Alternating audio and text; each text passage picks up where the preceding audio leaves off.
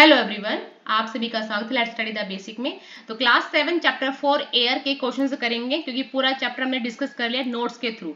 बहुत ही important chapter है, इससे आपके हाफ अर्लियर में कम से कम 2 या 3 क्वेश्चंस तो आएंगे ही। अब इसके क्वेश्चंस करते हैं जो एनसीईआरटी में गिवन है। पहला क्वेश्चन है एटमॉस्फेयर क्या है। तो जो हमारी अर्थ की सरफेस है उसके ऊपर जो एक पूरी एयर का ब्लैंकेट है बड़ा सा जिसमें सारी एयर्स है उसको हम क्या कहते हैं, atmosphere. The vast blanket of air around the earth surface is called the atmosphere. Next है which two gases makes the bulk of atmosphere. Atmosphere में दो बहुत बड़ी मात्रा में कौन सी गैसें हैं, एक है नाइट्रोजन और दूसरी है ऑक्सीजन। नेक्स्ट है which gas creates green house effect. कौन सी जो गैस है वो जो ग्रीन हाउस इफेक्ट है वो बनाती है, तो दैट्स कार्बन डाइऑक्साइड। पर अगर ज्यादा मात्रा में हो जाएगी कार्बन डाइऑक्साइड तो जो हमारा ग्लोबल वार्मिंग है वो होनी स्टार्ट हो जाएगी, टेम्परेचर इंक्रीज हो जाएगा। What is whether. हर घंटे की हर दिन की जो कंडीशन होती है एटमॉस्फेयर की उसको हम क्या कहते हैं, वेदर। बट क्लाइमेट क्या होता है, एक बहुत ही लंबे टाइम पीरियड तक कि 20-25 सालों तक एक सा वेदर रहे उसको हम क्लाइमेट बोलते हैं। So weather is the hour to hour day to day condition of the atmosphere. Name 3 types of rainfall, conventional rainfall, orographic rainfall और साइक्लोनिक रेनफॉल।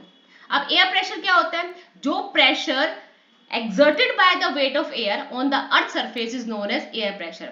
हवा के वेट से जो प्रेशर लगता है अर्थ के सरफेस पे उसको क्या कहते हैं, air pressure.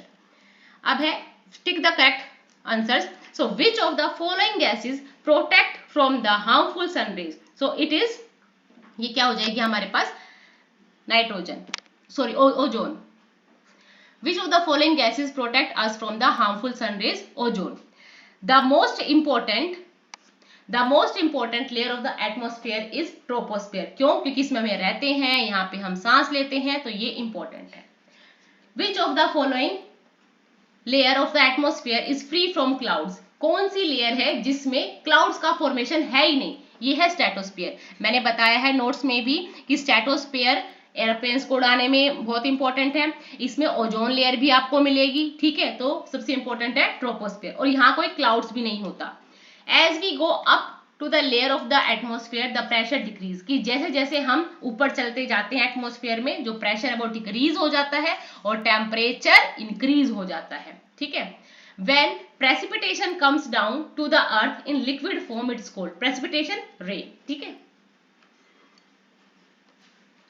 Match the following. Trade wind अभी पढ़ के आए हैं, ट्रेड विंड मतलब जो परमानेंट विंड्स हैं, ओके। लू, लू क्या है, ये लोकल विंड है जो नॉर्दर्न एरियाज में चलती है। मॉनसून, मॉनसून क्या है, सीजनल विंड है, मॉनसून सीजनल विंड है।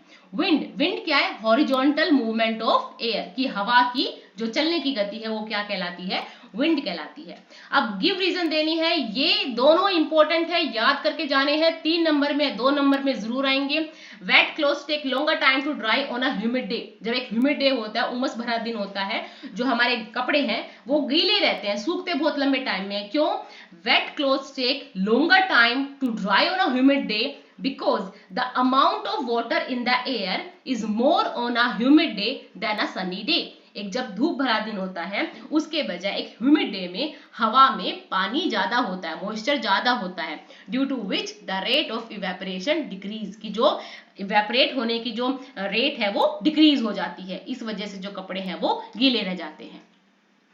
Amount of insolation decreases from equator towards pole. मैंने बताया इंसोलेशन क्या होता है, ये है हमारी अर्थ, ये है इक्वेटर। अब हमारे यहाँ अर्थ पे कुछ जोन्स बने हुए हैं या हमने इसको जोन्स में कन्वर्ट कर रखा है। तो कैसा है, ये है इक्वेटर, ओके। और यहाँ से सन की आ रही है हीट, ओके, ये सन की हीट आ रही है। इक्वेटर पे सन बिल्कुल डायरेक्ट है तो हीट सबसे ज्यादा रहेगी। तो ये सबसे गर्म जगह है, ये हॉट है, बिल्कुल गर्म जगह है। इसके बाद जहां थोड़ी सी स्लैंटिंग जो इसकी हीट है वो जा रही है सन की, तो वो है टेम्परेट जोन। क्या है, टेम्परेट जोन, मतलब ना तो यहाँ पे ज्यादा गर्मी है ना ज्यादा ठंड है, ठीक है। उसके बाद यहाँ नीचे भी साउदर्न एरिया में भी टेम्परेट जोन है। फिर आ जाती है पोल्स की बारी। अब पोल्स बिल्कुल यहाँ नीचे है, यहाँ अर्थ की यहाँ बिल्कुल इधर है नॉर्थ पोल और साउथ पोल। यहाँ पे सन की जो रोशनी है, हीट है, वो उतनी आ ही नहीं रही है, ये फ्रिज जोन है। यहाँ हमेशा क्या रहती है, बर्फ जमी रहती है। So it is because the angle of sun rays falling on the earth decrease from equator to poles, की इक्वेटर पे सबसे ज्यादा है, पोल्स पे सबसे कम रोशनी पहुंचती है। So insolation decrease towards the pole. So insolation क्या होता है, पोल्स पे डिक्रीज हो जाता है, जिसकी वजह से जो वहां के जो एरिया है वो बिल्कुल फ्रीज जोन कहलाते हैं। ओके, आई होप आपको ये हेल्प करेंगे आपके चैप्टर में को याद करने में भी और आपके एग्जाम में भी। Thank you and keep watching.